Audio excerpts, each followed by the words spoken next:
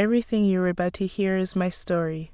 The story of a woman whose heart stopped for 57 seconds.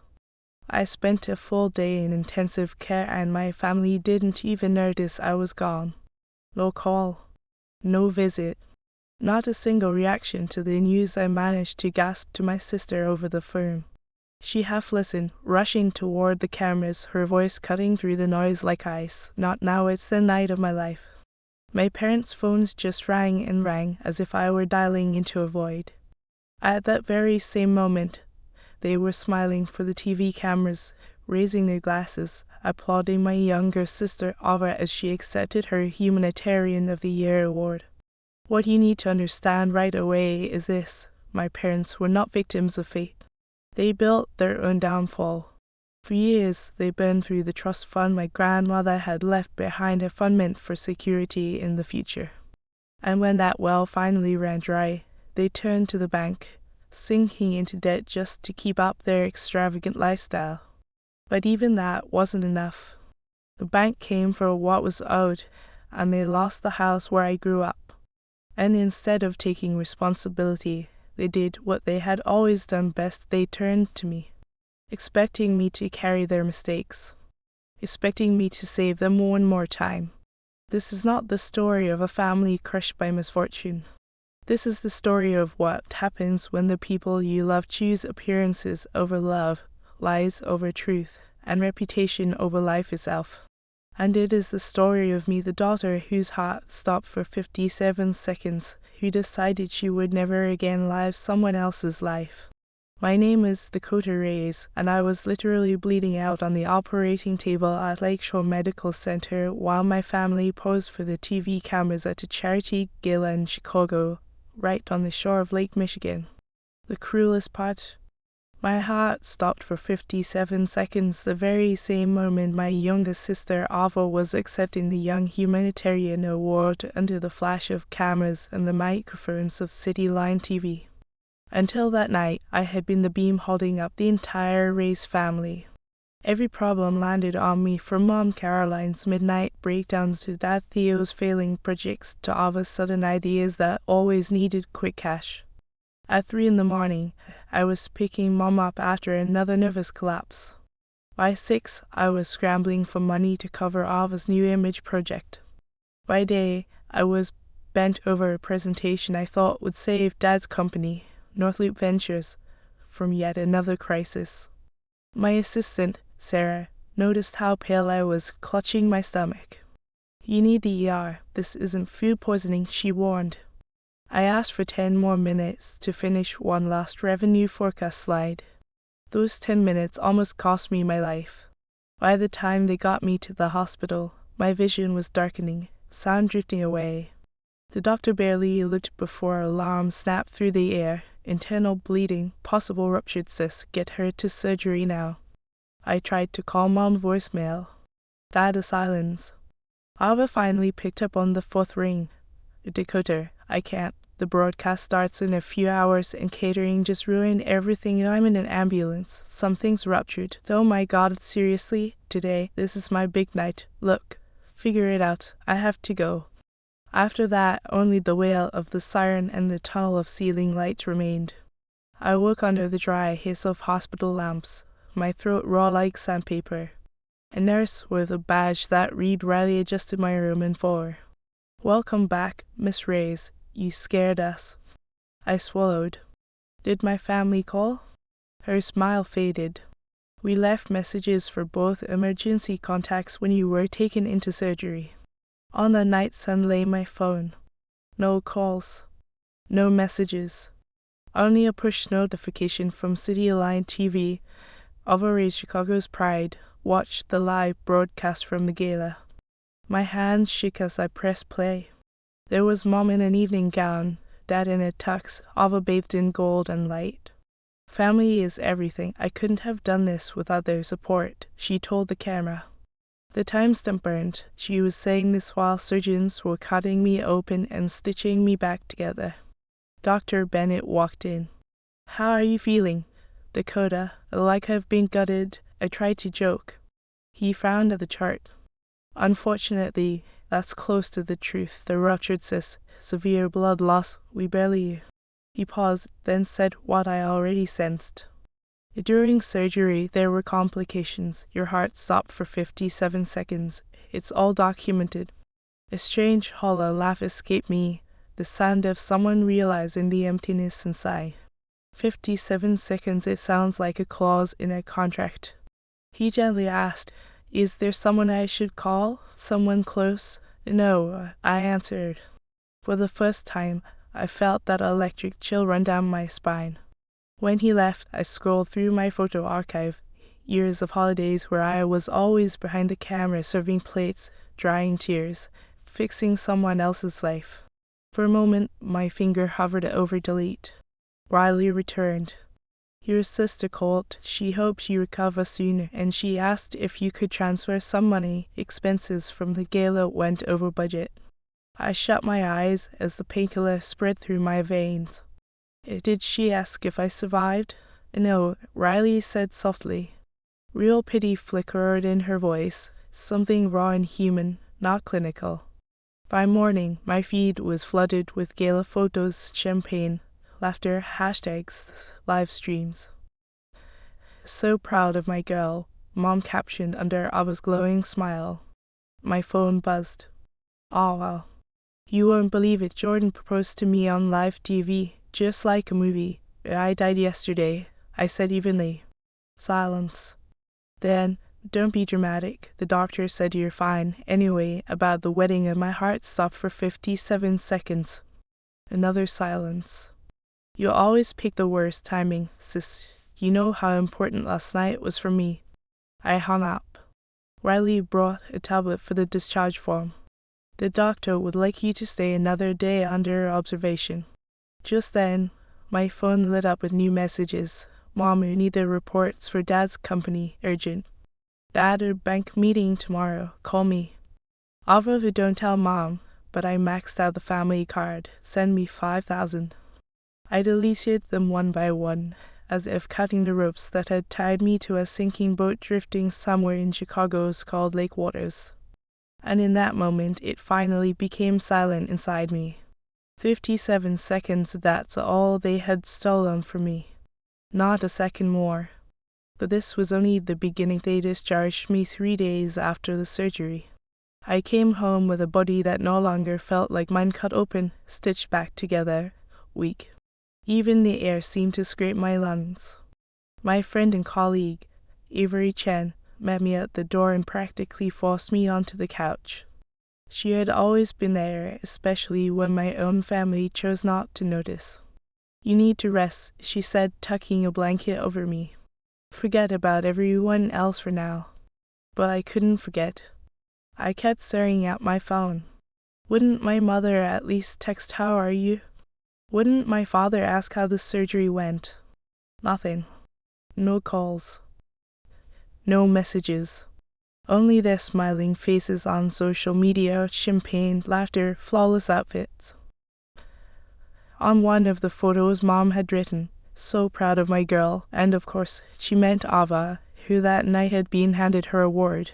The same hour I lay unconscious. My heart stopped for 57 whole seconds, and surgeons fought to bring me back. Something inside me snapped then. Not quietly, not softly loud, sharp, like a dry branch cracking underfoot. On the third day, my phone finally rang. My hand shook as I grabbed it to Mom. "Dad?" But no. The screen read Jordan, Ava's fiancé. I answered, trying to steady my voice. "Dakota." His tone was tired, heavy. "I'm sorry, I can't be with Ava anymore." I froze, not understanding. "I saw everything," he went on. "I saw you fighting for your life while they celebrated. To them, you're nothing." Ava laughed and danced while doctors were stitching your body. "I can't respect a woman who abandons her sister like that just for the cameras." I clenched my teeth. Relief and bitterness whirled together in my chest. I never asked him to leave her. But hearing that he had seen the truth, that he understood, was proof that I wasn't imagining things. They had chosen the show over me. I hung up and looked out the window. Snow was falling in heavy flakes, and inside me it felt just as empty and cold. Avery brought me a cup of tea and whispered, "They've shown you who they are. Believe it, that knowledge is worth more than any illusion." I nodded, but the pain lingered. I stared at my phone, realizing that the family I had sacrificed everything for all these years hadn't spent a single minute to ask if I was even alive. Mom finally sent a short message, "Need those Word documents urgent." Dad wrote, "Bank meeting tomorrow, we need your signature." And Ava, as if nothing had happened, sent me $5,000. I maxed out the card. I sat there with the phone in my hands, feeling my heart beat steadily, firmly. It was mine again, and now it belonged only to me. My family had revealed the truth of their indifference. They chose the spotlight over my life. And in that moment, I decided, not another day would I let them rule over me. Half a year had passed since that night when my heart stopped for 57 seconds. In that time, I had learned to breathe differently. I moved into an apartment overlooking Lake Michigan. In the summer, the water shimmered with sunlight. In the winter, gray waves crashed against empty docks. It was my new place, where for the first time I lived for myself. That day was my birthday. My friend and colleague, Avery Chen, was the first to arrive, carrying a cake with candles and a bottle of champagne. Soon others followed, co-workers, neighbors who played jazz downstairs. People who knew the real me. I smiled, and it wasn't an act. I closed my eyes to make a wish when my phone buzzed. A message from my father. "The bank is taking the house. Your mom isn't well. We need $220,000 by Friday. You've distanced yourself from us these past 6 months, but family must always come first. Call me." I stared at the screen, eyes spreading through me. "No, a happy birthday." "No, how are you feeling?" "Just a demand for money." I deleted the message. "Hey, did you make a wish?" Avery asked, snapping her fingers. I raised my glass to the fact that we get to choose who we call family. Just then, the doorbell rang. On the intercom screen, Nava. She no longer shone like she did on television. Mascara streaked down her cheeks, lips trembling. Her voice cut through the air. "Dakota, please, everything's fallen apart. Jordan's gone, the wedding's off, Dad's losing the house. I need my sister." I didn't open the door. I stood there listening as my sister begged, then screamed, then hurled blame. Inside, though, I was calm. That night, I stood for a long time at the window, staring at the black water of the lake. An email came in from my lawyer, Margaret Lane. "I reviewed the accounts. Your parents have drained nearly everything from your grandmother's trust. Over the past 10 years, they took more than $160,000 for trips, shopping, office projects." I sank to the floor, hugging my knees. I remembered night shifts, bitter coffee, my tired face in the mirror. I worked to survive, while Mom posted photos from beaches. My phone buzzed again. A picture of our old house, a foreclosure notice nailed to the door. Then a message, "Happy now. You destroyed this family." I clenched the phone and typed back, "No, you destroyed yourselves with your lies." Then I hit block. The next morning my assistant, Sarah, called on the internal line. "Your father's downstairs. He's asking for 5 minutes. Looks drunk." I walked to the window and watched as security gently escorted him out. He moved slowly, as if years had been stripped off him in a single night. Later that same day, Jordan, Marva's former fiancé, found me. He looked exhausted, eyes red from sleepless nights. "Dakota," he said, "I have to warn you, they won't stop. I overheard your mom on the phone. They are ready to paint you as sick and ungrateful, just to make themselves look like victims and keep their perfect facade intact in front of everyone else." His words hit harder than I expected. Not because I didn't know the truth, but because now it was spoken aloud. That evening, a video came from Mom, Caroline. "Dakota, please. We have nowhere to live. Your father's heart is failing. Without you, we're finished." I studied the screen. A new watch glinted on her wrist. Beside her sat a box from an upscale boutique. Avery peeked in. Your mom was caught on the parking lot camera. She's waiting for you. Want me to get the car so we can slip out the back? We called for a ride and left. My phone lit up non-stop. Cousins, old acquaintances, even former teachers. It was as if someone had pushed a button marked broadcast a lie. Maybe we should run off to Hawaii, Avery said. I looked at the calendar. 2 weeks, this isn't an escape, it's a new chapter. Your family will explode in the meantime, though they've been exploding my whole life, I replied. I just stopped catching the shrapnel. We bought tickets to Maui. That night, for the first time, I heard my home breathe in silence. But I knew the storm was still ahead. The flight to Maui lasted just over 8 hours, but for me it felt like being reborn. The plane descended softly over the endless ocean, and as I stared out the window for the first time in 6 months, I felt my chest full with free, unburdened air. Avery nudged me, grinning. See, Dakota, paradise on earth. Here you'll forget all about Chicago and your family. We rented a small cottage by the ocean. Waves crashed against the cliffs. The sun poured everything in golden light. For the first time in years, I woke without phone calls, without mom's frantic urgent messages, without anyone asking me for money. We strolled along the beach, sat in cafes that smelled of pineapple and coconut, and I caught myself thinking, so this is what life looks like when no one is using you. But even in paradise, the past found its way back. On the third day, my phone started buzzing with notifications. At first I thought it was work email. It wasn't. It was the news. One of Chicago's TV stations had aired a story, Daughter Abandons Parents in Crisis. On the screen was my mother, Caroline. She sat in a chair, eyes red, voice trembling. I don't know why Dakota did this to us. We're family. We've always been there for each other, and now we have nothing. I sat in the cottage on Maui, watching her lie straight into the camera, and my hand shook. Behind her, I could see a brand new hotel room, a bottle of expensive wine on the table. There was no we have nothing. It was all a performance for the public. Avery grabbed the remote and shut the TV off.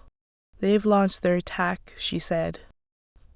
They need to paint you as a monster so people will pity them. Within hours, my phone was flooded with messages. Relatives, acquaintances, even former colleagues. How could you abandon your parents like that? Oh, we saw the broadcast. It's awful. I closed every chat. That evening, Mom called. Dakota, did you see it? She asked, almost cheerfully. The segment turned out strong. Everyone's on our side. That was a lie, I said flatly. You destroyed everything yourselves, and now you're making me the villain. You'll never be forgiven unless you apologize, Mom answered coldly. Think about it. We still have a chance to fix this. I hung up. Avery walked over and placed her hand on my shoulder.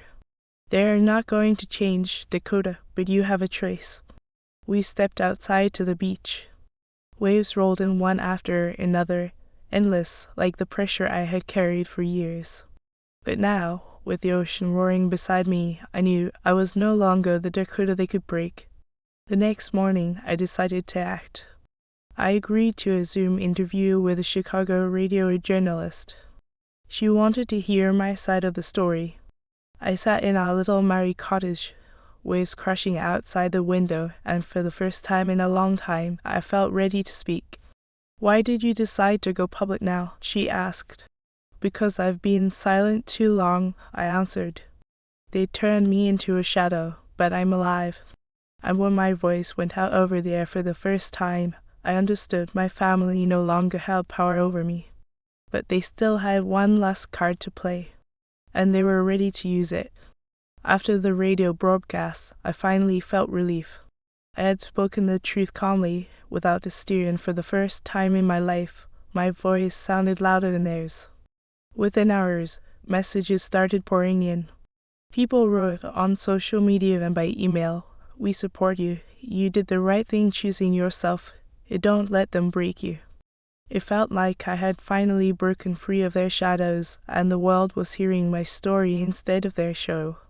But the relief didn't last long. A few days later, a new segment aired on Chicago News. On the screen again was my mother, Caroline. She sat in the studio, her face drawn, her voice trembling. Our eldest daughter, she turned away from us in the hardest moment. We don't know what we did to deserve such betrayal. We're left with nothing. The host nodded, adding sympathetic comments. Ava sat beside her, dressed in black as if for a funeral. She looked straight into the camera and said, "It hurts me to admit this, but Dakota was always cold. She envied my success and never knew how to be happy for others. Now she's punishing us, painting us as monsters." I stared at the screen, my chest tightening. This was their last card to make me the enemy in everyone else's eyes. They didn't need evidence, words and tears on camera were enough. Avery switched off the TV. "They're turning you into a monster," she said softly. "But the truth will come out. People can feel what's real." I nodded silently. Inside, it wasn't just pain, it was heat, solid and bright, like molten metal. I knew if I stayed silent now, they would rewrite my life completely. At dawn, I drafted a letter to the same TV station. "I'm ready to appear live, but only unedited. People deserve to hear my story as it is." Avery frowned. "Are you sure this will be a showdown in front of the whole country?" "Yes," I said. "Enough of them playing with my silence. It's my turn to speak." I hit send and felt it. There was no way back. The day of the broadcast came quickly. I sat in front of my laptop in the cottage unmarried, the ocean roaring outside the window. On the screen appeared the host's face, the same one who had recently listened to my mother's tears. "Tonight, we have a special program. We've heard the Reyes family's story from their side. Now it's time to hear from the eldest daughter, Dakota," he said. The camera cut to me. In the small window I saw my own face, tired but calm. "Dakota," the host began, "your parents claim that you turned away from them in their darkest moment. What do you say to that?" I drew the deepest breath of my life and spoke. "I never turned away," I said, my voice trembling not from weakness, but from the strength built up over years. "They turned away from me the night when my heart stopped for 57 seconds and I hung between life and death. I lay alone, needles in my veins, my skin pale as a sheet, and at that very moment, they were laughing into the camera, raising glasses, soaking in applause. I was fighting for every breath, and they were celebrating in public, and that was no accident, that was their choice." The studio fell silent. Even the host didn't interrupt. He leaned closer. "Your mother says you've always been cold, that you envied your sister."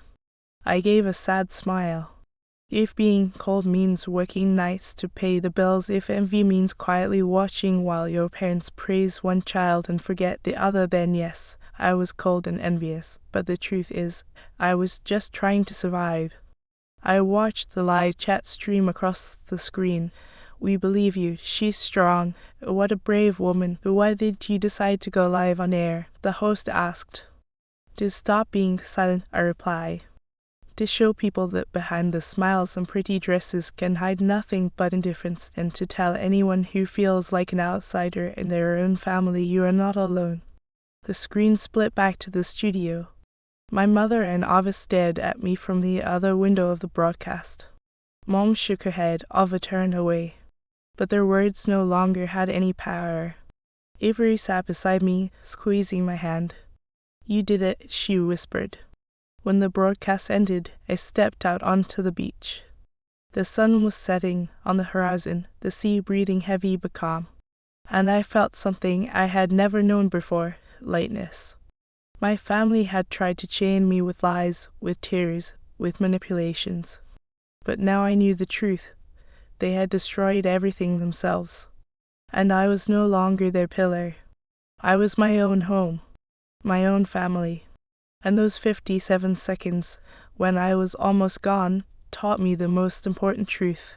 Life is far too short to live it through someone else's hands. That's the end of today's story. Thank you so much for staying with me until the end. I'd love to hear your thoughts, so share them in the comments below. I truly enjoy reading what you have to say. If you'd like more, check out the full playlist linked in the description of this video. New real stories are on the way, and I'd love to share them with you. Hopefully, I'll see you next time.